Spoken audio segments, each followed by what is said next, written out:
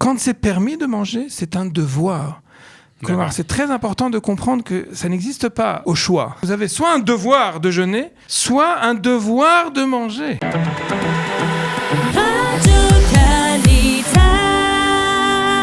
Et comme chaque lundi, le rabbin Avraham Drey répond à vos questions. On va essayer, en tout cas, on s'efforce. Voilà, et on va parler bien entendu de Yom Kippour, puisque c'est dans 2 jours maintenant. C'est exactement ça, la dernière ligne droite. Mercredi soir, Yom Kippour. Alors, Yom Kippour, on sait qu'on doit jeûner.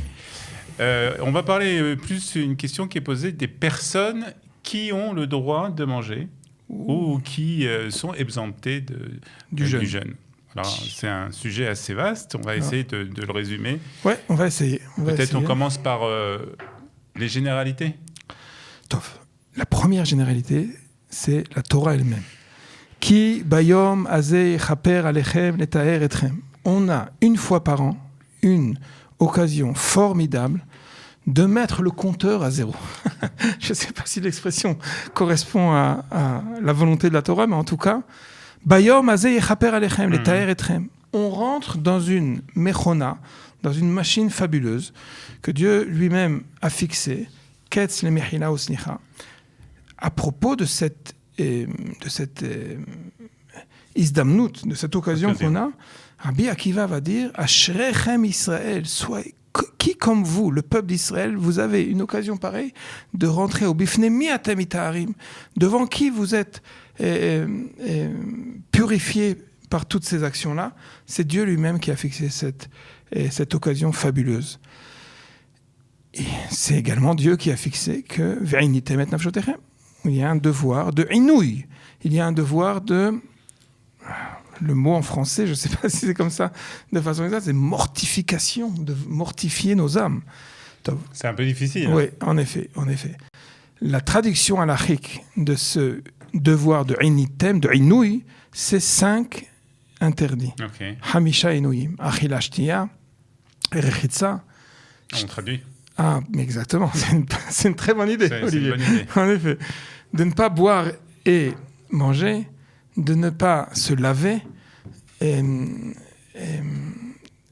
Ne'ilat sandal, les chaussures en cuir, exactement, sicha, friction, massage, et c'est-à-dire de ne pas se laver non plus. Exactement, relations intimes. Okay. Et c'est ça les 5 principes qui sont interdits, les 5 interdits de cette journée-là. Exactement. Ok. Une fois établi ce principe de base, on a un autre devoir fondamental qui est, quand la Torah nous ordonne toutes les mitzvot, la Torah insiste et définit Vahai bahem, ces mitzvot vous ont été donnés pour amplifier votre vie, pour donner une dimension de valeur dans vos vies. Velo sheyamut bahem, à savoir, la Torah n'a en aucun cas un jeu cynique, ou peut-être même plus que ça, de nous dire, vous allez maintenant vous mortifier jusqu'à ce que mort s'en suive. Has v'shalom. En effet, on va exprimer à de nombreuses occasions, pendant la liturgie de Yom Kippour, les mitot bedin, ça existe. C'est qu'il a serefa, herek vechenek. D'ailleurs, c'est intéressant de faire attention que la musique, ou en tout cas la manguina, la mélodie, quand on rappelle, chez nous, chez les Sfaradim, c'est qu'il a serefa, herek vechenek. On a l'impression qu'il s'agit ici d'un festival. Or, pas du tout. En effet, il y a sentence gravissime, mais il n'est pas question que par le respect de telle ou telle mitzvah, par le respect de Shabbat ou par le respect de Yom Kippour, on risque de mettre sa vie en danger. Pas question de cela. Donc, et par conséquent, si l'auditeur qui a posé la question de savoir qui avait une permission, à vrai dire, on va devoir être très, très, très méticuleux. Quand c'est permis de manger, c'est un devoir. Alors, c'est très important de comprendre que ça n'existe pas au choix. Vous pouvez manger ou ne pas. Non, vous avez soit un devoir de jeûner et de s'abstenir de boire, soit un devoir de manger. Alors, le devoir de manger, c'est quand il y a un danger, pour la santé. Exactement. De la personne. Santé, à vrai dire, tout le monde va avoir des maux de tête et des difficultés pour jeûner. C'est pas un danger de se sentir mal. C'est quand il y a un danger de mort, vraiment. Exactement. Ça s'appelle pikuach nefesh, à savoir sauver la vie. Et dans cela, il y a tellement de ramifications qu'on va essayer en tout cas de faire pour nos auditeurs une sorte de rappel, mais à vrai dire, peut-être qu'on va commencer par cela et dire que avant de demander un avis rabbinique, il y a un devoir ultime de consulter son médecin. D'accord. Je parle pour les femmes enceintes, méoubarotes, je parle pour les femmes qui ont accouché, celles qui ont déjà après l'accouchement. Je parle également pour tout ce qui concerne en fait les maladies chroniques, toutes les maladies qui ont besoin, qui nécessitent soit un tipoul de trophote, soit véritablement un suivi médical.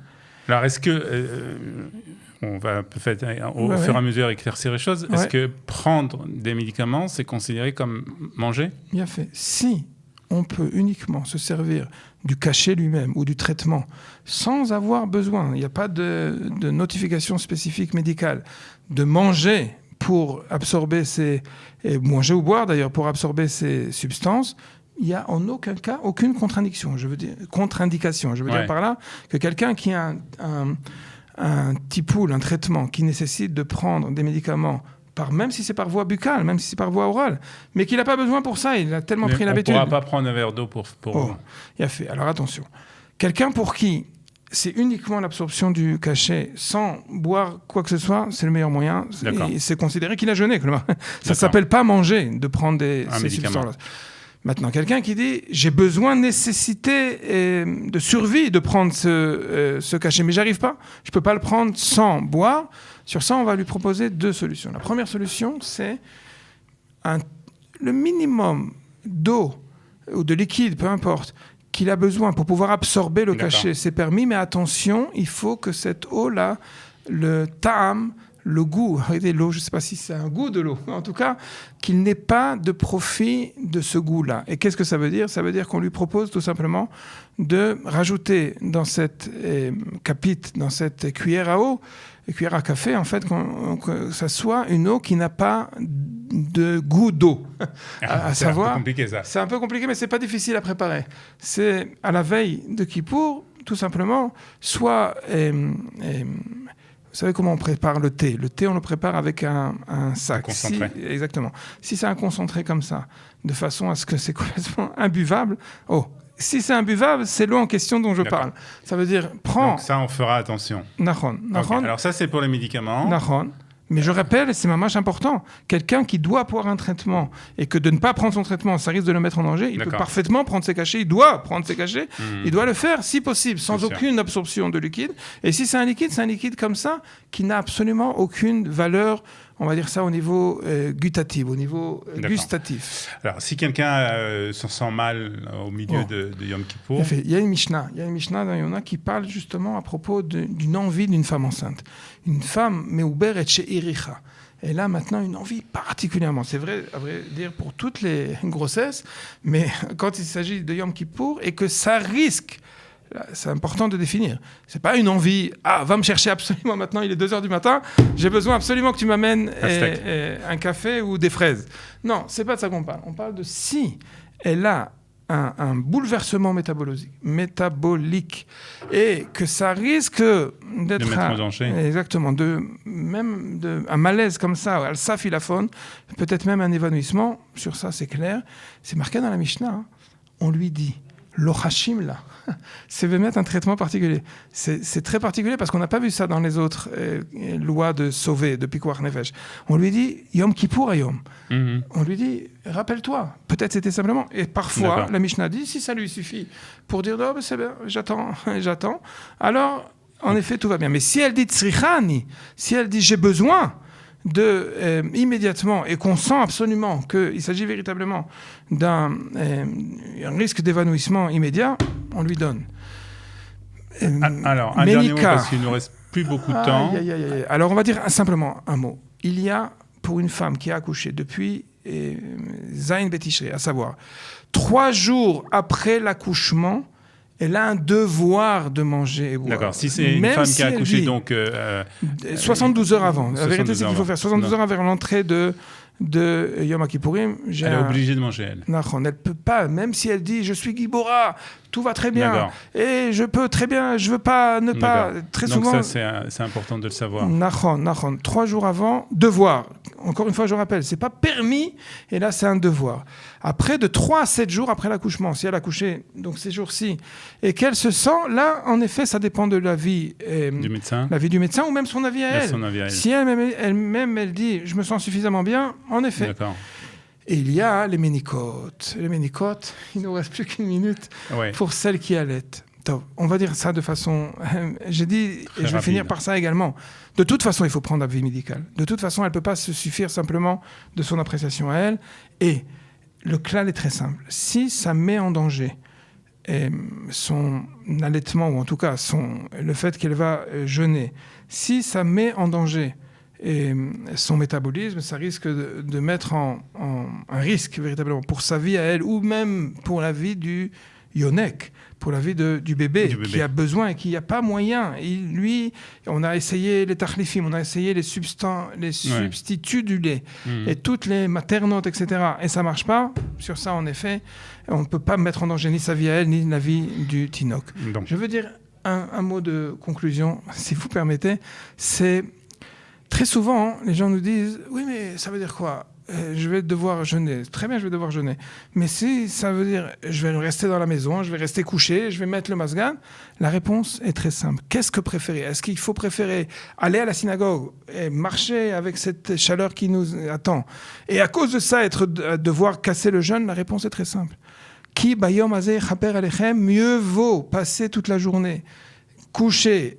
Et comme ça, on peut supporter le jeûne avec le masgan et dans des conditions plutôt que, et même si le prix à payer, c'est que je ne vais pas avoir les slichot, je ne vais pas avoir les prières extraordinaires. Cette année-là, pour pouvoir jeûner, le prix à payer, c'est rester dans la maison. La réponse est oui. C'est comme ça qu'il faut faire. Très bien. Alors ça, en tout cas, on a encore beaucoup de choses à dire.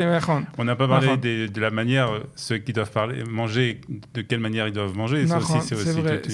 Et Corona aussi, on n'en a pas parlé du tout. Bon, prenez conseil. On a donné les règles générales. Très bien. Et appelez le docteur et le rabbin pour pouvoir avoir un avis spécifique. C'était Gmar Khatima Tova. Pour tous. Gmar Khatima Tova. Merci beaucoup et à la semaine prochaine. Shalom. Shalom.